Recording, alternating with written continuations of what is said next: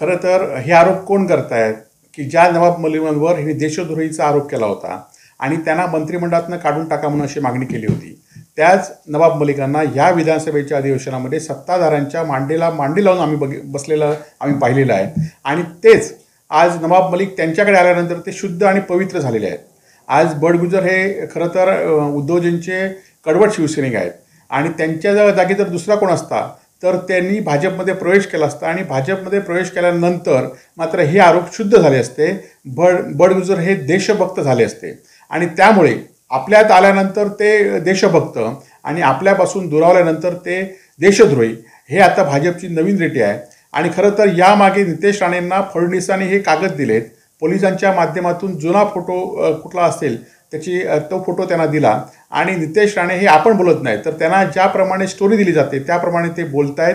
पैसे दिल्याप्रमाणे ते बोलतायत. पक्षाच्या नेतृत्वाची लाचारी त्यांनी आता मंत्रिपदासाठी चाललेली आहे आणि त्यामुळे त्यांच्या आरोपाकडे लक्ष देण्याची गरज नाही. नाही, खरं तर बडगुजर असून देत किंवा वैभव नाईक असून देत, जर आम्ही खरोखरच आम्ही चुकीचं काही केलं असेल तर आमच्यावर कारवाई निश्चित झाली पाहिजे.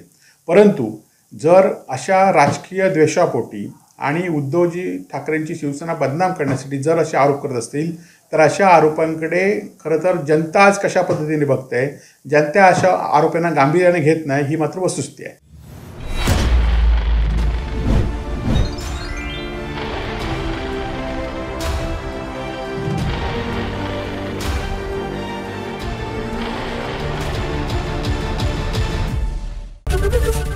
एबीपी माझा, उघडा डोळे बघा नीट.